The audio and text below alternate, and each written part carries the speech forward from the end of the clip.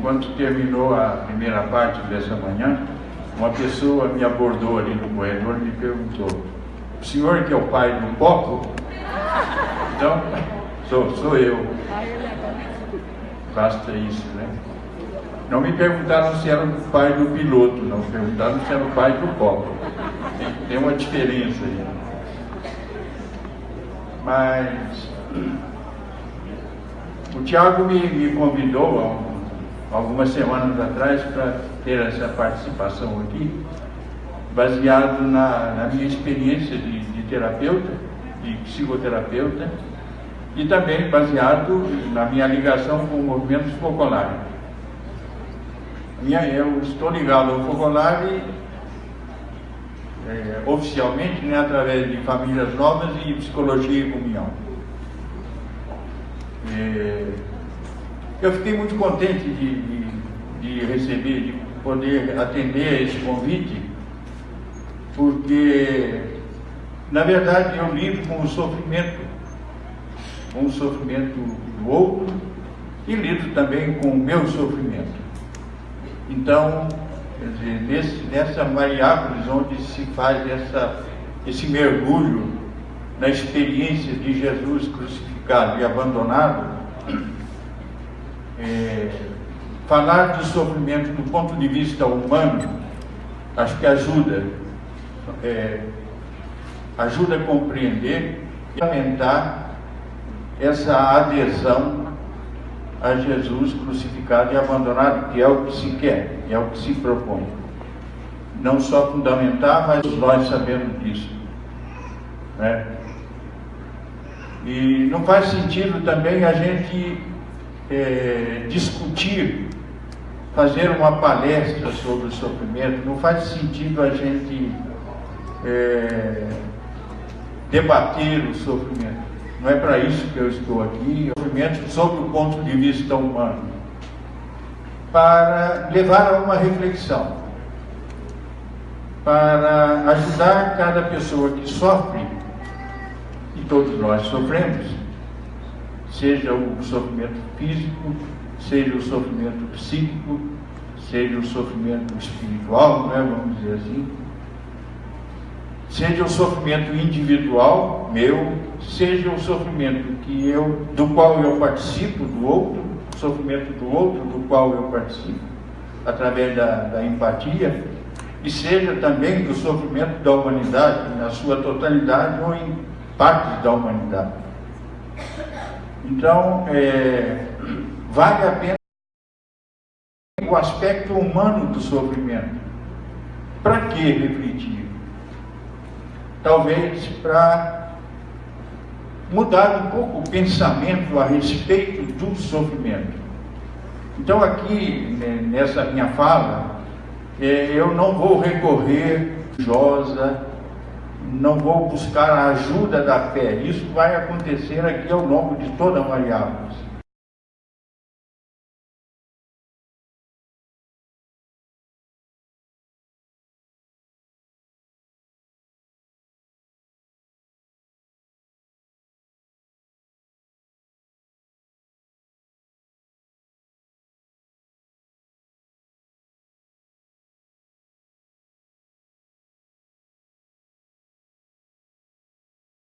Eu vivencio o meu sofrimento. Então, partindo dessa ideia, o sofrimento é uma realidade humana. E a humanidade toda, durante todo o tempo, tem procurado refletir, buscar um esclarecimento sobre compreender o sofrimento. Compreender, ou pelo menos se aproximar um pouco mais do mistério do sofrimento. Então nós já temos lá na antiga Grécia, nós já temos algumas posições assim interessantes e até um pouco equivocadas a respeito do sofrimento. Por exemplo, o cinismo, que é cinismo, hoje para nós é uma palavra um pouco pejorativa, né? Mas o cinismo é uma palavra que apresenta uma corrente filosófica. E o cinismo na Grécia, ele propunha que a pessoa se tornasse insensível, não sentir nada, estar acima de qualquer, exatamente para não sofrer. Assim que se tentava resolver essa questão do sofrimento.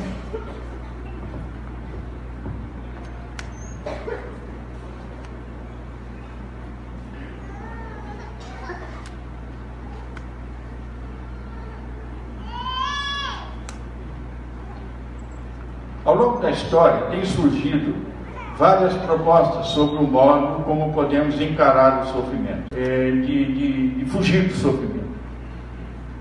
Nem falar nisso, né? A gente vê, a gente conversando, a gente toca num assunto meio doloroso, a pessoa responde logo, cruz credo, ave Maria, não é isso? Não quer nem passar por perto. Então essa fuga do sofrimento, esse medo do sofrimento, essa necessidade de não olhar o sofrimento, ela pode ser uma das raízes, por exemplo, do crescente uso de droga, do alcoolismo e de outras alienações, né? Aprofundando a nossa relação, podemos dizer que não é importante compreender o que é o sofrimento.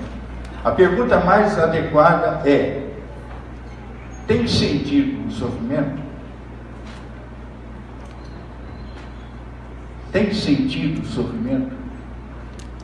Existe um autor austríaco que viveu no século XX, chamado Viktor Frankl, que afirma que nós humanos sofremos, mas podemos encontrar sentido ou atribuir sentido ao sofrimento. É importante esclarecer que ele faz esta afirmação sem relacionar essa afirmação com a dimensão religiosa ou da fé. Quer dizer, um homem sem fé pode encontrar sentido no sofrimento. Ele pode atribuir sentido ao sofrimento. Eu vou contar algumas experiências, não minhas por enquanto, depois eu vou contar das minhas. Por enquanto eu vou contar algumas experiências de fatos que aconteceram, que eu tive conhecimento. Há muitos anos, na década de 80, eu fui participar do Encontro de Casais com Cristo, e um casal palestrante contava a seguinte experiência: um câncer gravíssimo, e em pouco tempo o menino morreu, embora eles tivessem procurado todos os recursos da medicina e outros recursos. E a razão desse casal estar naquele encontro de casais era exatamente o resultado desse sofrimento. Eles perceberam que eles não podiam parar no sofrimento deles, que aquele sofrimento, aquela experiência de perder o filho tão precocemente, deveria levá-los a uma atitude nova. Então eles iam para os encontros de casais falar sobre a experiência deles como casal enfrentando a dor. O que eles fizeram? Eles encontraram um sentido para esse sofrimento terrível. Me lembro também de um caso de uma cliente, de uma paciente, não corro o risco de quebrar o sigilo, que perdeu um filho que suicidou, e ela era médica. E ela, a partir dessa experiência, ela decidiu para a infância, para as crianças, como um aproveitamento ou um resgate, a partir da experiência da dor, ela se abriu mais ao outro. Tem um outro caso que apareceu aí na imprensa, com certeza alguém viu, uma moça, uma modelo de Belo Horizonte, de 20 e poucos anos, e numa madrugada, saindo para viajar, enquanto ela colocava a mala no porta-mala, vem um carro, atinge atrás e ela perde uma perna.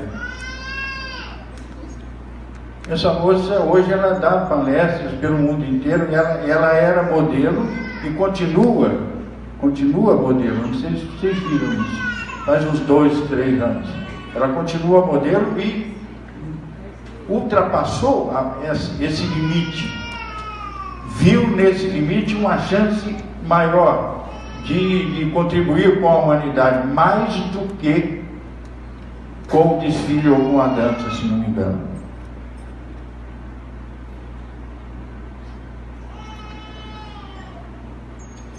Tive também, posso relatar também a experiência de uma religiosa que sofreu abuso sexual e violência sexual durante muito tempo. Essa pessoa decidiu se dedicar ao trabalho com mulheres detentas, mulheres que tinham passado por esse tipo de experiência. Ou seja, as pessoas tomaram esse sofrimento e deram a ele um sentido novo.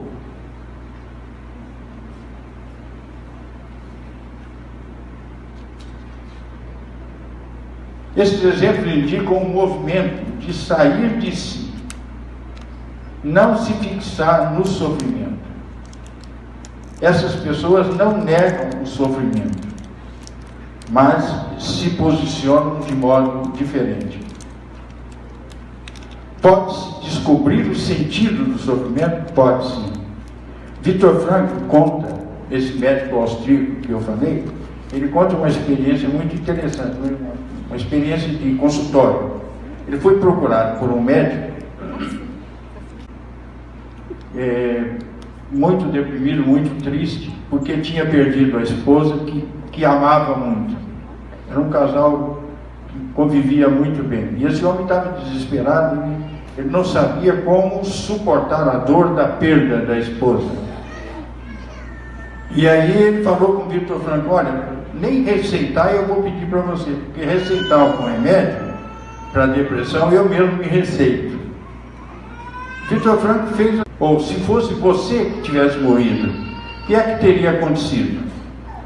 Ele falou: olha, ela estaria sofrendo muito mais do que eu. Aí ele fez o seguinte comentário. Viktor Frankl fez o seguinte comentário: como o senhor vê, essa dor foi poupada à sua esposa, e foi o senhor que a protegeu do sofrimento. Mas a este preço, o preço de agora tem de chorar e sofrer com o seu sacrifício. O que aconteceu aqui nessa experiência? Deu-se um sentido ao sofrimento, que parecia que não tinha sentido. Diz o Viktor Frankl que foi a terapia mais breve que ele fez na vida, que durou uma sessão. O homem saiu dali resolvido. Assim, continuou com o sofrimento, evidente, mas encontrou um sentido para o sofrimento.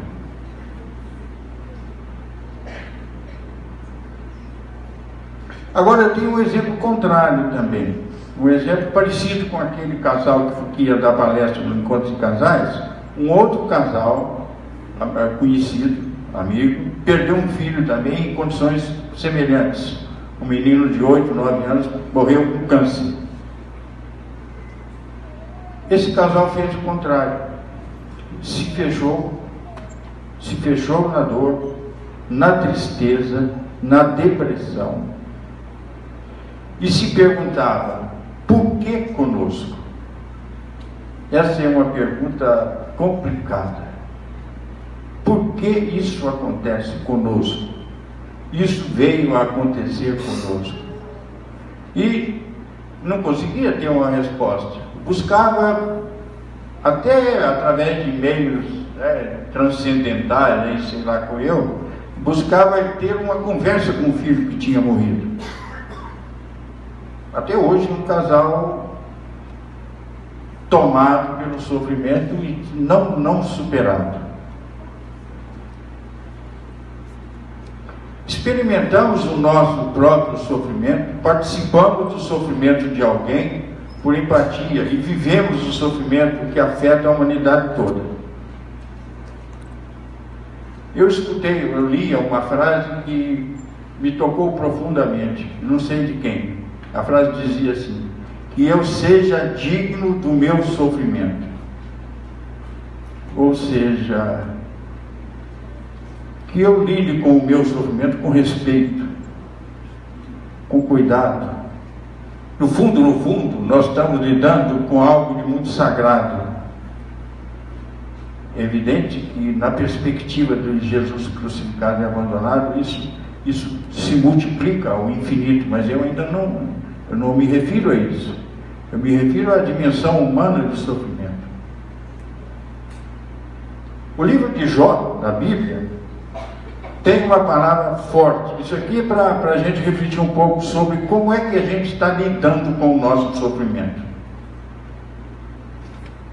Jó, referindo-se aos que buscavam consolar, ele diz: vocês são consoladores vãos. Quando acabarão as palavras vãs?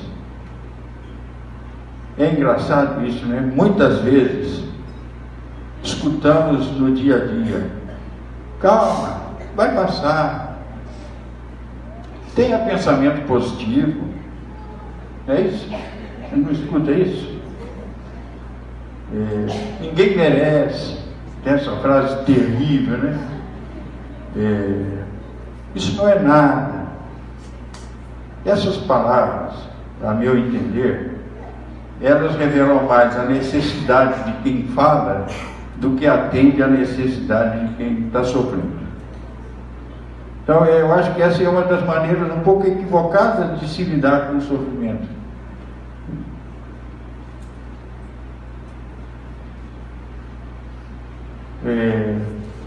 Muitas vezes lidamos com o sofrimento como castigo.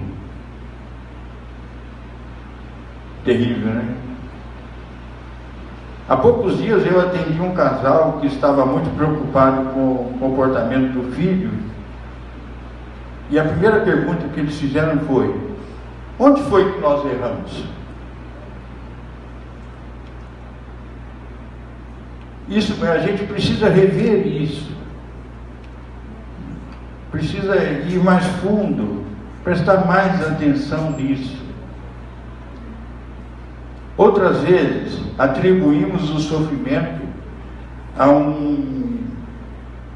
uma vontade de Deus, como se Deus nos castigasse. Por que Deus faz assim comigo? Em ambas as atitudes, essas pessoas fazem uma ligação entre sofrimento e culpa, entre sofrimento e sentimento de culpa. É uma mistura muito complicada, que a gente, na medida do possível, eu vou fazer algumas colocações aqui para ajudar vocês a perceberem como que isso pode estar ocupando o sentimento e o pensamento da gente, e como que pode se esclarecer essa questão. Vale a pena aprofundar a reflexão sobre o que cometemos. E um dos melhores remédios para a culpa é a reparação. A reparação. Vou contar uma experiência, quer dizer, um dado que eu colho no consultório, né? Há muito tempo atrás eu atendi uma mulher, uma senhora que tinha feito 2 ou 3 abortos, provocou 2 ou 3 abortos. Aquilo não tinha como resolver isso. A única alternativa que ela mesma descobriu foi fazer alguma coisa em reparação a isso. Como? Ajudar mães grávidas com dificuldade de levar a gestação adiante. Vocês entenderam? E assim por diante. Na vida, na nossa vida, as ocasiões, as circunstâncias vão nos trazer essa luz, essa chance da reparação. Há pouco tempo atendi uma senhora também que sentiu um remorso muito grande de ter convivido mal com a mãe que já tinha morrido.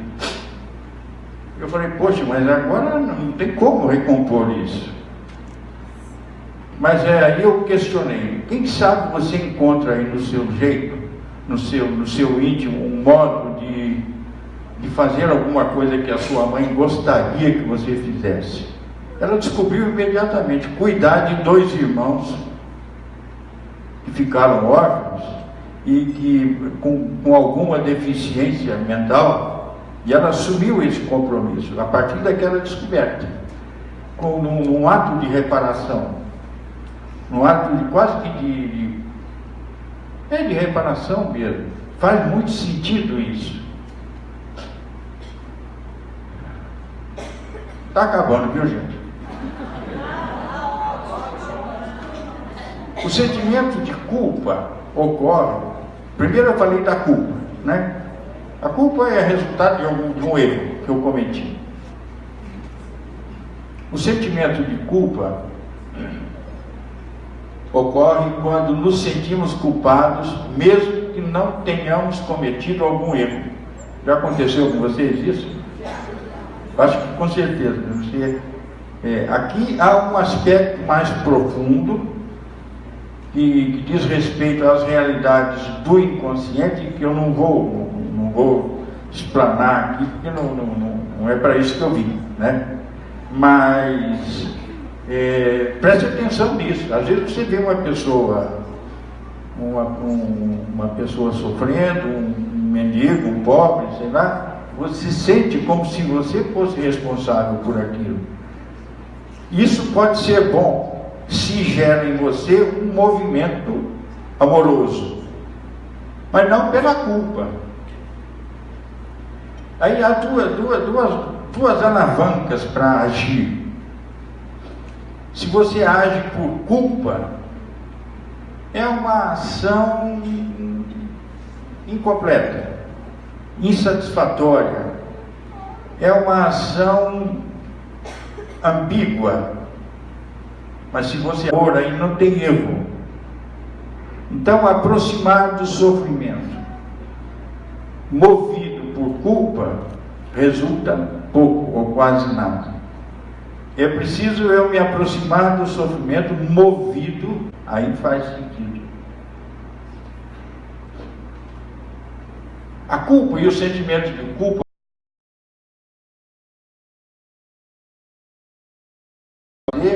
de nosso sofrimento. Preciso ter cuidado com isso.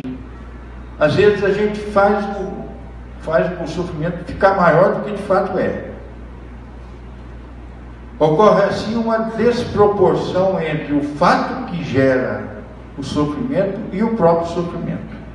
Sofre-se mais do que era preciso, vamos dizer assim.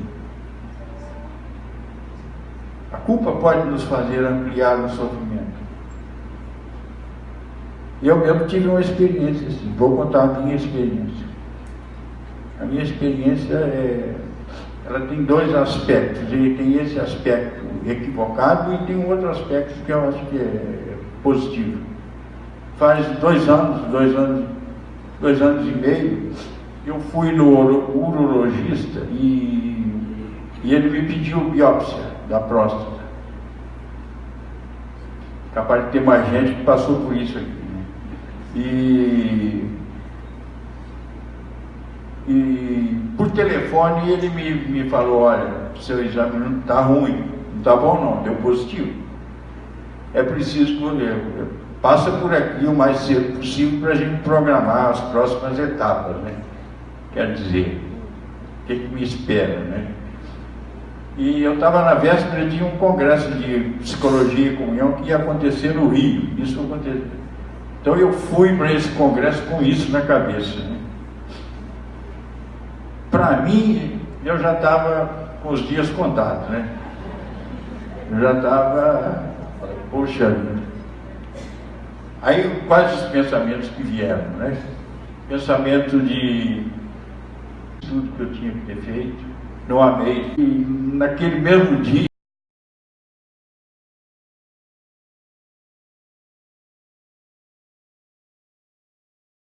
eu vou viver tudo da melhor maneira possível que eu possa viver, aproveitando esse resto de tempo que eu tenho. Esse foi o aspecto positivo dessa minha experiência. Como vocês veem, passou, né? Eu estou aqui forte, saudável, né? Não tem, graças a Deus, a coisa está sob controle.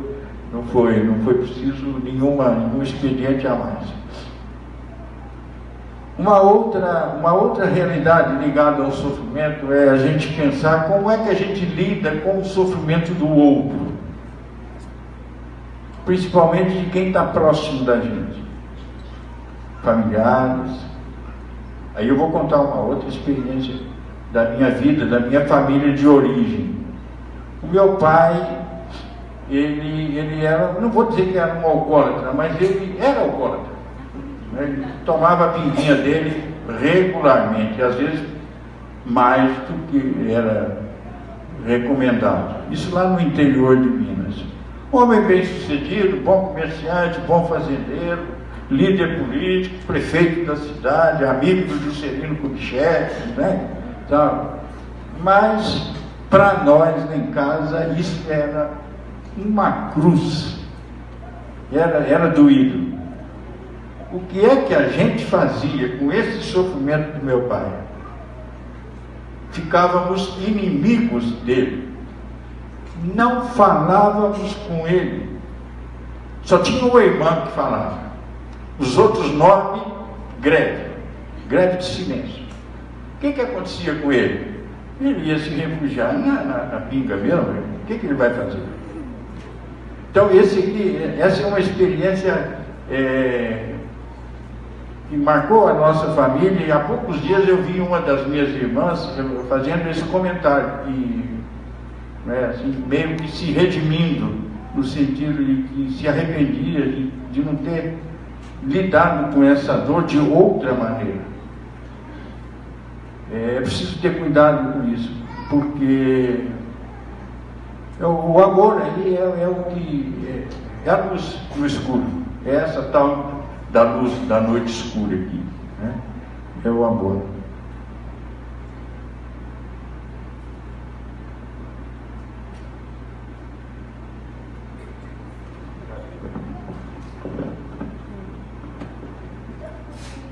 Para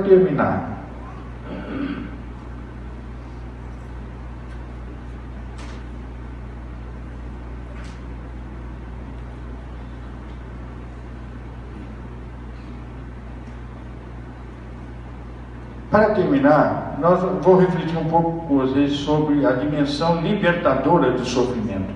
Não estou falando de Jesus crucificado e abandonado, não. Isso é a reflexão que vocês vão fazer ao longo da Mariápolis. Eu imagino que eu estou falando para quem nunca viu falar de Jesus abandonado. O sofrimento nos faz sentir na carne que somos limitados. Quem não sentir isso na hora da dor, na hora do sofrimento, ou do próprio sofrimento ou do sofrimento alheio, do sofrimento individual ou do sofrimento coletivo da humanidade. Quando você vê o Brasil do jeito que está, quando você vê o mundo do jeito que está, como dói e como a gente se sente impotente, né? Então o sofrimento, ele deixa eu ler aqui de novo, nos faz sentir na carne que somos limitados, somos impotentes.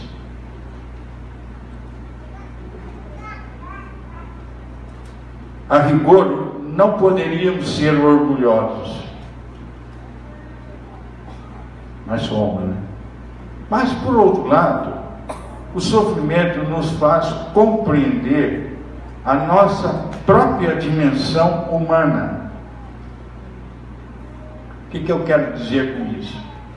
Há qualquer coisa em mim que me faz superar a mim mesmo no sofrimento.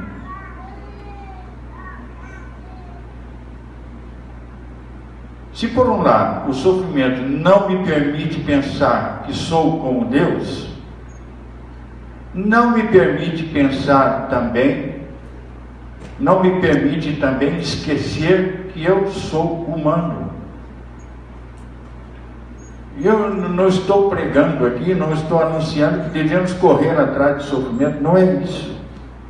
Não é esse o sentido. O sofrimento vem. Sou um pouco mais do que penso ser, sem arrogância. Um outro aspecto libertador do sofrimento é a recomposição das relações. Nós tivemos aqui experiências belíssimas nesse sentido, né? De relações rompidas, quebradas, pessoas distantes, inimizades, e que foram superadas através do sofrimento. Eu me lembro agora de um caso que eu atendi já faz algum tempo. A senhora que veio me procurar, ela se queixava, entre outras queixas, ela se queixava muito de uma dificuldade especial que ela tinha para conviver com a filha universitária, fazendo doutorado na Europa, mas era uma dificuldade terrível. E aquilo era uma dor muito grande que essa mãe carregava. E isso distanciava, ela não conseguia conversar com a filha. Quando muito, alguma mensagenzinha de WhatsApp e pronto, e acabou, mas não rolava nenhum diálogo, nada. Bom, passado um tempo, surge um problema em toda a família, em que essa filha teve a oportunidade de revelar para toda a família que ela tinha sido abusada, quando menina, por um tio. O que aconteceu com a mãe? Compreendeu no ato toda aquela dor que a filha carregava e que a mãe não sabia, toda aquela angústia, toda aquela distância que a filha mantinha com relação à mãe. Tudo isso foi superado pela revelação de um sofrimento. O sofrimento já existia, mas ele estava oculto, ele estava escondido. No que a mãe soube disso, o diálogo que ela teve com essa filha foi um diálogo ideal, extraordinário, amoroso, verdadeiramente amoroso. Então essa é uma das grandes bênçãos que o sofrimento pode nos trazer: a aproximação, a recomposição das relações. Gente, era isso que eu tinha que falar. Agora o tempo está aberto para experiências que confirmem o que eu falei. Se tiver alguma que negue também, não faz mal não, pode vir. E perguntas talvez eu possa responder, mas eu prefiro mais alguma experiência, alguém que queira partilhar alguma coisa que complete isso que eu falei. Tem uma cadeira aqui, confortável.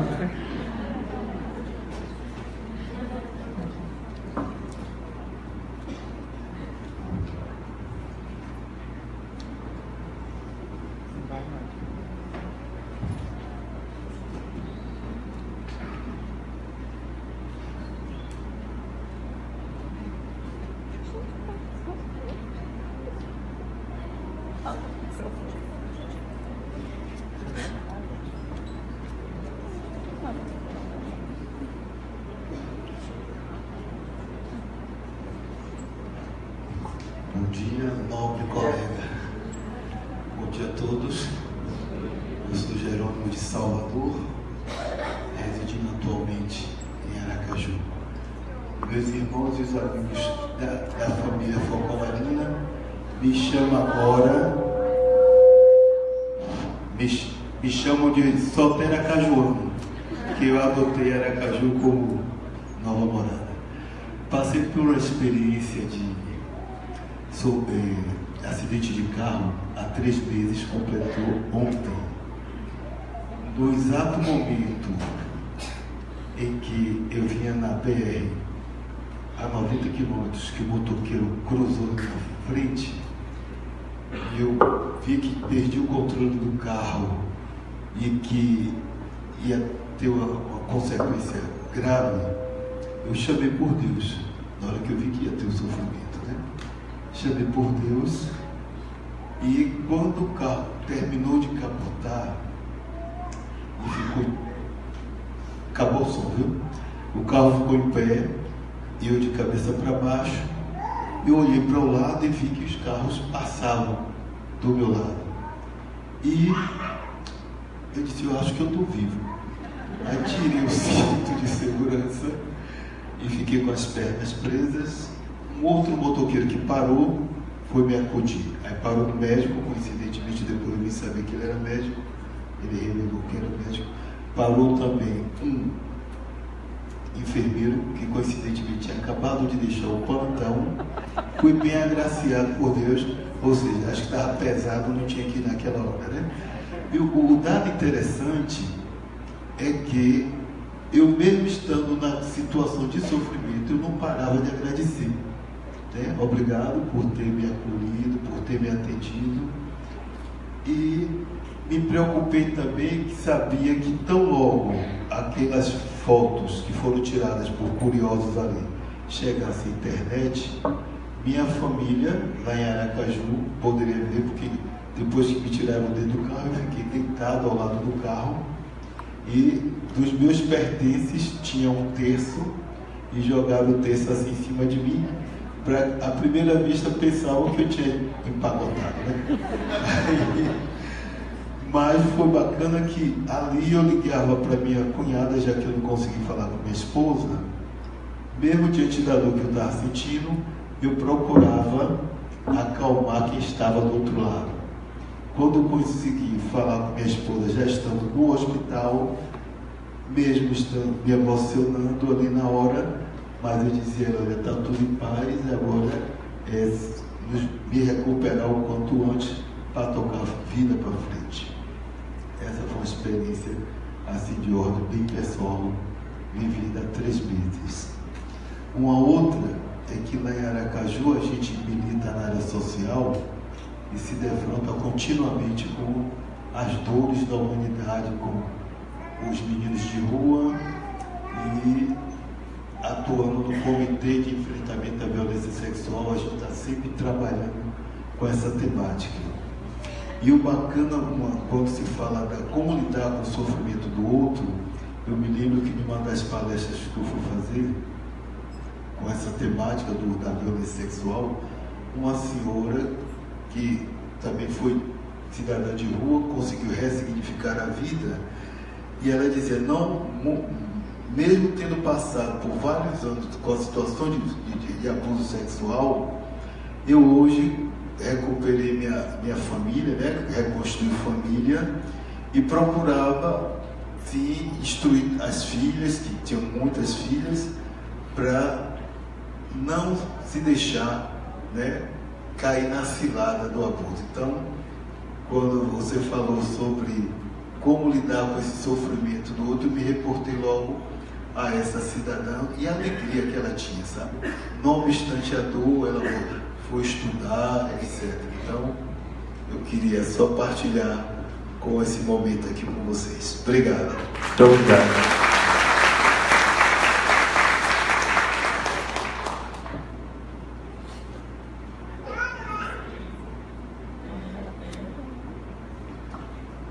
Mais alguém?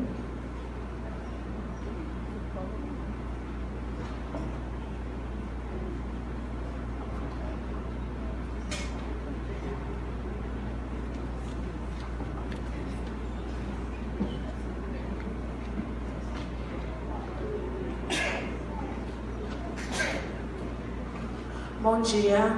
Bom dia. Bom dia. Eu sou Raíssa, de Olindina. Eu sou natural de João Pessoa, na Paraíba, mas já moro na Bahia há 12 anos. Então eu já sou quase mais baiana do que paraibana. Em março do ano passado, eu fui diagnosticada com TAG, que é o transtorno de ansiedade generalizada. A priori, eu pensei que seria algo simples de lidar, uma medicação e tal, e que eu iria conseguir resolver. Mas eu não mudei meu estilo de vida. Eu comecei a fazer uso de medicação, mas continuei tão assoberbada quanto estava. Até que eu cheguei à fase de ter uma exaustão e precisei me afastar do trabalho. Eu sou professora e é difícil lidar com o público, é difícil lidar com uma turma que tem às vezes 45, 46 alunos, adolescentes, e eu ainda dando aula de matemática, né? Eu sou a bruxa da escola. Então, eu precisei me afastar do trabalho. No momento inicial foram alguns atestados, até que veio o laudo do INSS, da perícia, atestando que de fato eu não estava em condições de continuar em sala de aula. Nesse momento, eu fui para a casa dos meus pais, que é na Paraíba, e o transtorno ele é relacionado à ansiedade. Então, eu estava muito ansiosa já pelo transtorno, e ansiosa também de deixar os meus alunos sem aula. Eu precisava que a licença saísse para que o Estado liberasse outro professor. Então, eu pedia muito a Deus que isso se resolvesse, né? E muitas pessoas não acreditavam, porque eu sempre fui brincalhona e tal. Então, achavam que eu estava vendo doença, ou que eu estava inventando coisa. Até que saiu a perícia, o laudo pericial. E no dia que saiu, eu me lembro que eu não sabia se eu chorava de alegria ou de tristeza. Mas eu sentei na calçada do INSS e eu chorei. Eu chorei horrores, porque com 27 anos, uma vida inteira pela frente, 1 milhão de sonhos para realizar, eu tinha um papel que me dizia que naquele momento eu era incapaz de trabalhar. E a partir desse laudo, eu fui me entregando ainda mais à doença. Eu continuei fazendo o tratamento, indo para os psicólogos, para os psiquiatras, mas a única coisa que eu dizia era: tá tudo bem, tá tudo bem, tá tudo bem, e na verdade não estava. Eu sentia dores exorbitantes, eu passava dias em cima da cama só sentindo dores psicossomáticas. Eu cheguei a ficar tão fraca que para tomar um copo de café com leite, às vezes a minha mãe precisava segurar o copo e me dar um canudo para que eu conseguisse beber. Até o dia que, conversando com uma psiquiatra, com psicóloga, perdão, ela fez uma analogia com uma série que eu gosto muito, chamada Homeland, que ela também a agente é bipolar, e ela normalmente vai pelos casos porque ela age muito pelo instinto dela.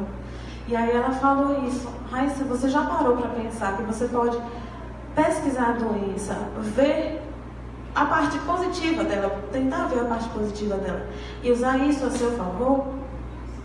Por que não usar isso como experiência para ajudar outras pessoas?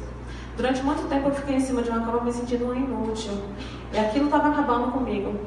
Até que um dia à noite eu já estava até preparada para dormir. Aí o telefone tocou, era a ligação do WhatsApp de uma pessoa que eu amo muito, assim, a minha mãe está aqui junto comigo, a professora Zalita, e ela tinha caído, quebrou uns dedinhos, estava assim meio perdida, pulando para lá e para cá. E aí ela fez assim: Rai, venha para cá, eu preciso de você, eu preciso da sua ajuda. Naquele momento eu senti que eu poderia ser útil novamente e que eu precisava dos meus alunos, porque eu gosto muito de dar aula e que eu poderia ajudá-los. Então eu retornei para a Bahia, tomei posse, voltei para João Pessoa para fazer a perícia e ser liberada para voltar a trabalhar oficialmente. E logo que eu voltei, houve um caso de uma tentativa de suicídio de uma aluna na escola. E, infelizmente, ela virou motivo de chacota entre os colegas. Eu perguntei por ela, né, cadê Sandra? E as meninas disseram assim, deve estar em casa tentando brincar de se matar. E a menina não estava presente nesse momento, né? Então, naquele momento, saiu a Raíssa, professora de matemática, e entrou a Raíssa Humana. E eu juntei a turma do primeiro ano e disse, olha, é o seguinte, hoje não vai ter cálculo, hoje a gente só vai sentar e conversar. Coloquei os meninos num círculo e aí a gente conversou sobre situações. Alguns relataram anonimamente situações que já passaram, escreveram relatórios. Outros falaram abertamente sobre bullying e etc. E ficou combinado, ficou acordado que nós iríamos receber essa menina, iríamos recolhê-la bem quando ela voltasse para a escola. Eu cheguei a pegar o número dela, entrar em contato. O resultado é que, graças a Deus, ela sobreviveu, ela está bem, ela retornou à escola e é um assunto que é tratado com respeito e que os meninos hoje não fazem mais brincadeiras desse gênero.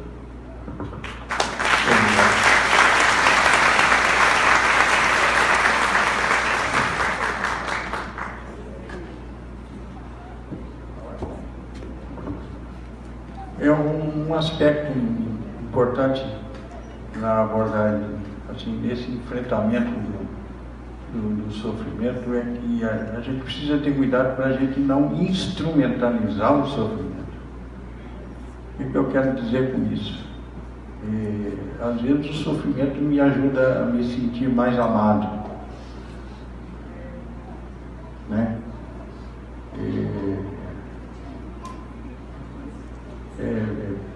E essa iniciativa, a experiência dela, porque quando ela se dispôs a tocar a vida dela mesmo com esse diagnóstico, né? Parece que olhar para o outro, e o acidente da mãe lá que machucou o dedo ajudou a ela a enorme sentir-se inútil.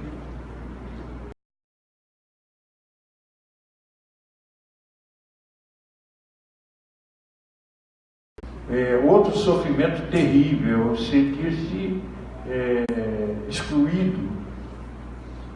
Mas eu não estou falando de uma exclusão social, claro que essa também, mas a exclusão de não pertencer, de não fazer parte da família, não fazer. Essa é uma dor muito profunda que pode gerar sofrimentos periféricos, né, sintomáticos, mas a dor mais profunda pode ser essa. Então, é bom a gente, quando estiver sofrendo, parar para ver mesmo qual é mesmo o meu sofrimento, o que é que está doendo, né? E às vezes a gente pode assentar uma espiritualidade em cima de um pseudo sofrimento, não sei, uma coisa assim desse tipo. Então é preciso. Bom, está na hora do almoço, mas...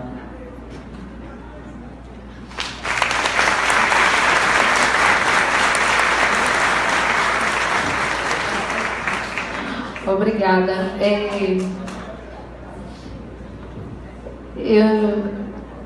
Vocês gostaram da nossa manhã? Foi longa. Eu não sei, para mim ficou muito forte depois de ouvir todas essas experiências a gente se aprofundou nessa experiência de Chiara, né, que Jácio nos contou sobre Jesus abandonado, e depois ele que nos ajudou a entender também humanamente o sofrimento, né? Para mim, dentro de mim, vem muito forte que para nós, né, o sentido maior desse sofrimento é esse amor, né? Jesus sofreu, então tem um sentido muito grande, né? Que em cada momento de dor a gente pode reconhecer ele, né? E ele não sofreu, não parou no sofrimento, né? Como a gente viu em tantas experiências. Ele ressuscitou, né? Então a gente pode sofrer e ressuscitar também com ele, né? Aí eu queria dizer alguns avisos práticos. Primeira coisa é para ficar aqui no salão, não saírem daqui, tá? Emily e Veri, Felipe e Jaque, Joyce e Giancarla, Rodrigo e Wanda, Adriana e Lucas, Tiago Jace, Mariana Gigi. Também Maria José, Regina, Adriana, Cristiane, Joelma e Luciene Sena, ok? Aqui no colégio tem uma sala de repouso. Depois do almoço, quem estiver mais cansado ou tiver alguma limitação, pode descansar um pouquinho lá. Vão ter algumas indicações aí fora de onde é. Às 14h30 recomeça o programa da nossa Mariápolis, né? Continua, na verdade. E a gente se encontra todos lá no refeitório. Então a gente almoça, pode ficar por ali mesmo quem não for sair. Em 14h30, todos lá, ok? Bom almoço.